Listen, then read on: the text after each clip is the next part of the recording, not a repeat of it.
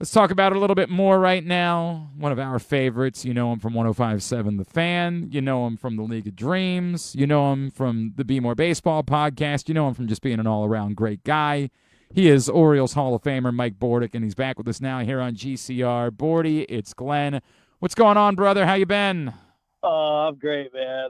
How about yourself? I mean, it's got to be exciting, right? I mean, everyone's got to be excited right now with the Orioles reeling off 7 straight wins. I mean, come on, It's this let's like go. okay, so Mike, I am excited because I think a lot of people fear that the season was over, just what 12 days ago, right? Like Yeah, I think there yeah, were legitimate fears about that. So I am yep, excited about it, but I still don't know what the answer is. Like they needed to do this just to give themselves a chance to be competitive again. Like this alone does not mean the Orioles are back, right? Like they needed to do this just to give themselves a chance.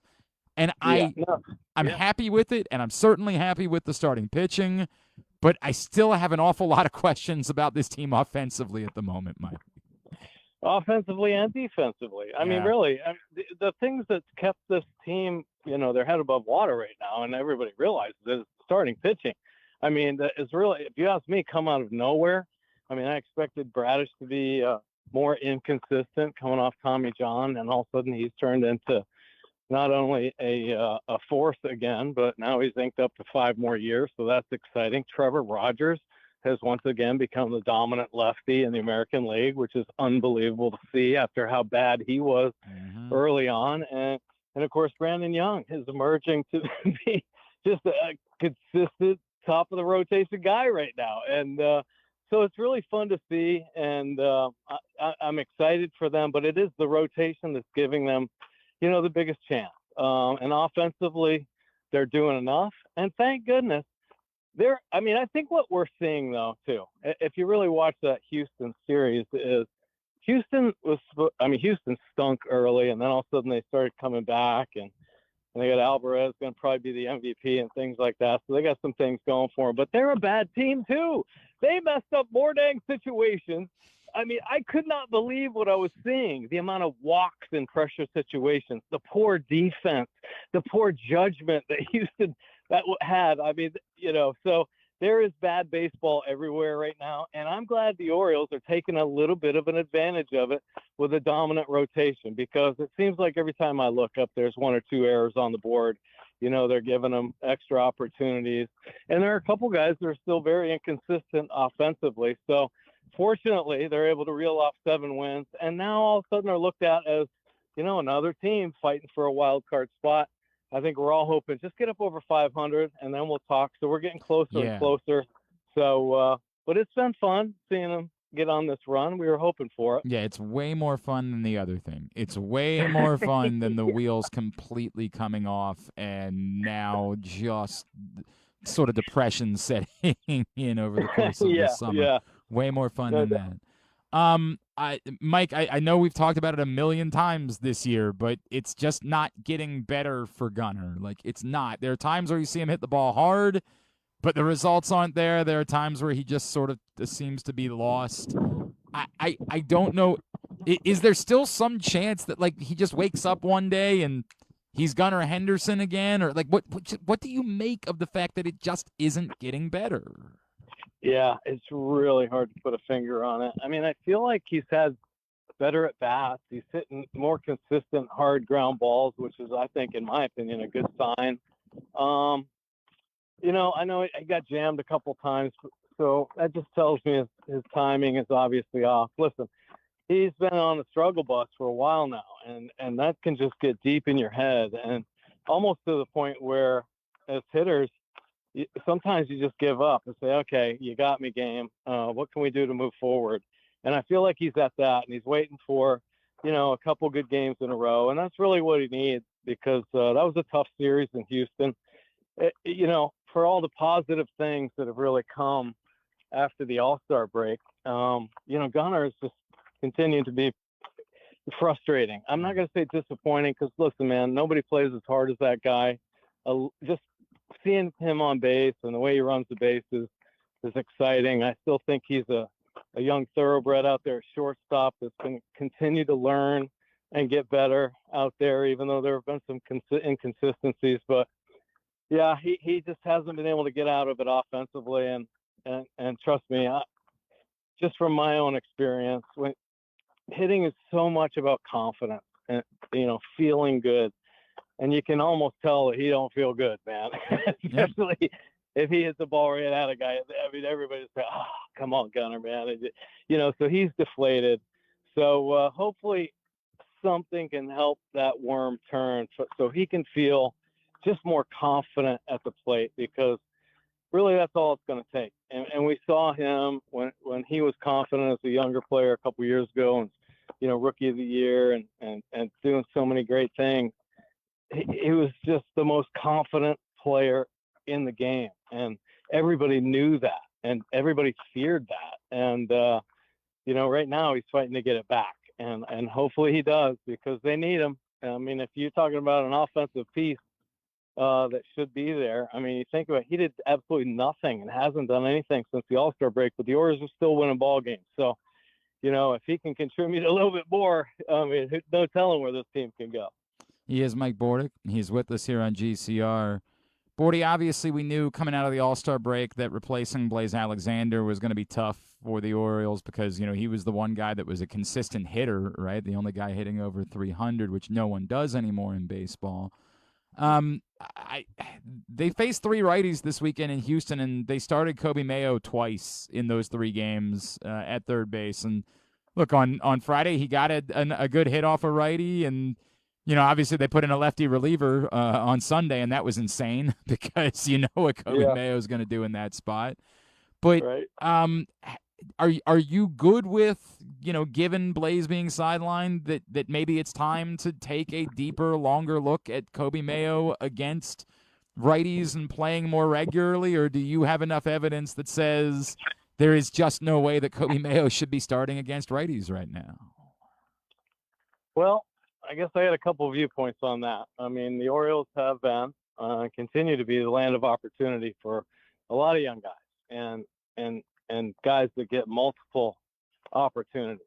Now, if you think back to the beginning of this year, most of us had Mayo, Colton Cowser, a couple other guys. O'Neill was already gone, sent down to the minor leagues or something, just because how bad they were. 2 years ago, Coby Mayo was no longer going to be a third baseman because Brandon Hyde and Tony Manzolino said he's just not athletic enough to be a major league third baseman. So they moved him out of third and moved him over first and said we could probably get something going over here. And he ended up settling in and had that really good month, the end of the year last year. But everybody was questioning then, okay, you go get Alonso. So you're obviously not that confident with Mayo at first base. And all of a sudden, Westberg gets hurt. So they just say, okay, well, third base is going to be Coby Mayo. And I thought, okay, well, that's interesting. Maybe he's made some strides over there. But it certainly didn't take too long for Albarnez to make the decision that Coby Mayo was not going to be our major league third baseman, and Blaze Alexander ended up getting a run. Now, if you really think that Mayo is going to make that much of an improvement and all of a sudden be an average third baseman, I don't know, man. I don't see it. I think the Orioles have to get aggressive and find a legitimate third baseman if they want to make any kind of push to the postseason. I think we're seeing the importance of defense and the lack of it, how it hurts the Orioles. And third base will be exposed again if we don't find somebody that can handle that position on a consistent basis. Listen, I'm happy for Mayo that he's getting opportunities, but listen, this ain't the land of all, roses and rainbows and stuff. I mean, if you want to win, you have to make these moves. Like I said, 2 managers already said he wasn't going to do it.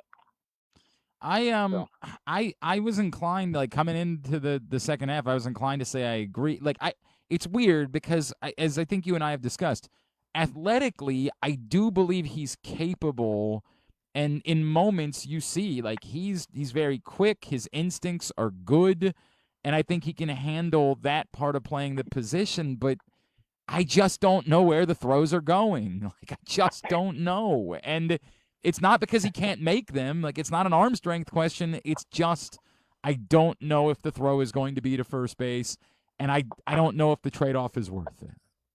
Right. Well, unfortunately, he doesn't know either. Right. And therein lies the problem. And listen, man, we say this all the time and about the game at the major league level is so much the mental game.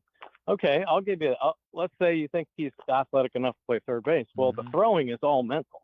It has nothing to do with physical, because if you want to get into a throwing contest with Coby Mayo, you will lose every time. And I'll put 98% of major leaguers against him. He has one of the strongest arms in baseball. It's unbelievable. And that's why I think there was a point where Elias was going to put him in the outfield. You know, if Westbrook stayed healthy, I guarantee he was going to get a lot of reps in spring training in the outfield, and he was going to show that arm off just to find an opportunity for him to play every day. And I'm not saying that's out of the question either. If he's going to be just a platoon type player, if he could be just adequate in the outfield, that arm is a right field arm. So anyway, enough about that. But yeah, his infield throwing is all mental, because just the quick reaction plays where he goes to his left and is on his knee and flips at second base for a beautiful double play. It's all reactionary. It wasn't too long ago where Buck Showalter had a third baseman named Mark Reynolds that would make the most amazing reactionary plays at third base, but was a terrible, untrustworthy third baseman. So Buck moved in first, and he became a Gold Glove caliber first baseman. You know what I'm saying? So, listen, that defense stuff really matters, and it unfortunately shows up in the brightest and toughest moments for most infielders. I know Mayo works hard at it. If the Orioles were in a different position where we thought, let these young guys go do it and see where we end up, so be it. But I just really think they need a quality third baseman, kind of a proven guy, to help stabilize that infield. Bordy, that's a deeper conversation, right? Because we are getting closer and closer to August 3rd, and given the fact that the Orioles have won 7 straight and they're in this position, and look, there's still a lot of baseball to be played before then, but I have this weird feeling of you've got to really show me. Like, I don't think the Orioles can be 3 or 4 games under 500 and mathematically close, because what you just said, the idea that they might need a legit third baseman, add in they absolutely feel like they need one more outfield bat somehow, and probably a couple of relievers, and I still think a starter because of the innings issues that you're going to be dealing with these top guys. Like, as good as Bradish and Rogers and Young have been, they are all guys that there is no way to believe are ready to push significantly deeper innings-wise. Like, that's a long list to me. I don't think you can just be on the fringe and competing and say, let's going for it. I think they still need to win more games, play better baseball, and really look the part of a legitimate contender moving towards August 3rd to justify the swings that I think they need to take at the deadline. Well, the good news is the Orioles will probably be the only team, that's going to be buying it and making that move. Yeah. Well, no, that's not true. Every freaking team in baseball is going to be looking for the same stuff you just said, because every team is the same as the Orioles, very mediocre. But about the 3 or 4 teams that are kind of at the top, they got to find a way to last and hold on too. So they're looking for pieces. And I'm sure most of those teams who have the extra pocketbooks are willing to spend, a little bit more. So there's going to be incredible competition right now. And it'll be really interesting to see when the suitors come knocking, what kind of prospects the Orioles are going to be willing to give up to either land a bullpen piece or 2, which is, in my opinion, is the biggest necessity, and it better be a nasty lefty, I'll tell you that, or 2 lefties. That's a priority. And if they can get other pieces, that would be great. But they got to solidify that dang bullpen, if you ask me. So you're saying that would be your top priority going towards the deadline if they're acquiring? Absolutely. Yeah. You don't win in the postseason without a bullpen. I mean, the game completely changes, so you better have a freaking bullpen, because they run it like a dang college program in the postseason. If a starter gets roughed up, go get him in the third. Second, right? Yeah. So you better have a good bullpen, and it might end up being a couple of starters go out there for length. I know Bassett has done that in the past, so that might be something to think about. But yeah, they got to get there. And I think the most inconsistent thing right now and untrustworthy is that Oriole bullpen. I can't argue with that, right? Like again, there's moments. Cam Sanders was a magician this weekend. How about that? I know, isn't it amazing? They turned to a guy who walks someone every inning to this point in his career. They turned him with the bases loaded in a 1-run game on Friday and said, "Go get him," and he said, "All right, cool." Yeah. You got No, it, I Chief. know. I'm all No, it's over it, great. man. No, for sure. But For yes, sure. I don't think, and obviously they don't think they can rely on it because they sent him back down, right? Like I certainly don't think they have the answer in Cam Sanders. So I'm with you, but again, I think if you're if you are really competing for something in the postseason, I just think they have a lot of things they need to address, and that is a tough part of this conversation to me. It is. It is. I know. I know. Bordy, how legitimate do you think the Red Sox are right now? Man, 2 weeks ago, I was saying that they're the worst team I've ever seen in baseball.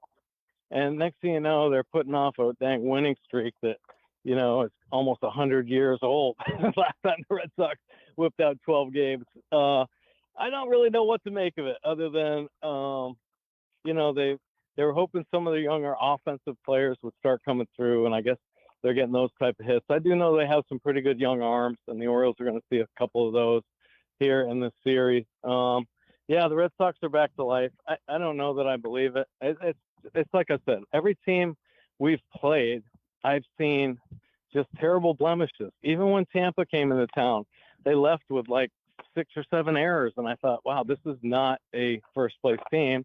And then they go on a winning streak again and take over the Yankees. The Yankees all of a sudden turned into one of the worst offenses in baseball. Finally, without Judge, and so they had the struggle bus going on.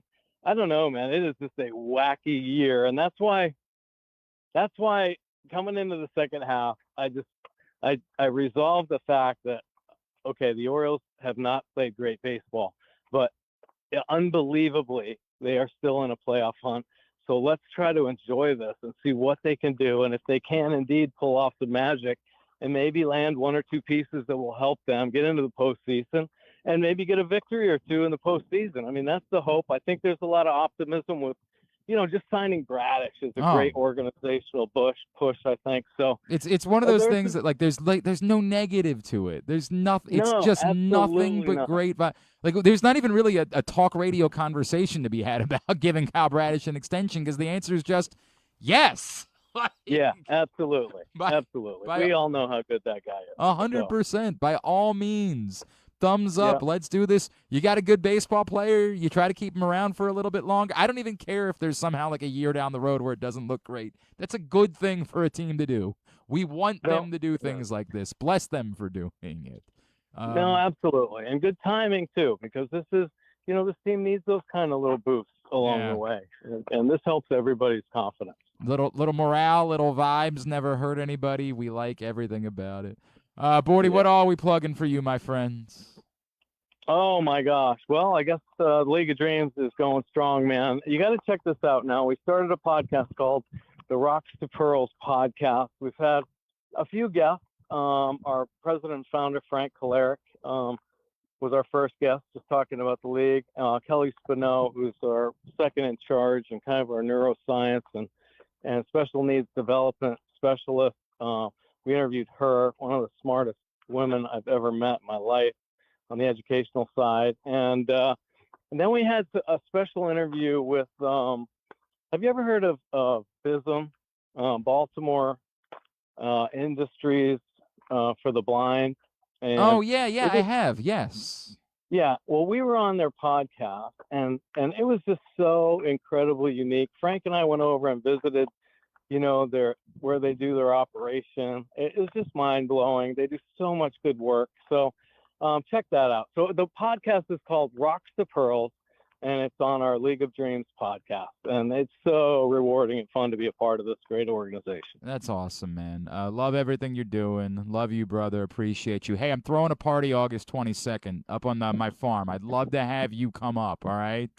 Sounds good, man. Sounds good. I'll be in touch. Appreciate you, Bordy. Thank you, sir. All right, man. Bye. The great Mike Bordick with us here on GCR. Always appreciate him taking the time for us.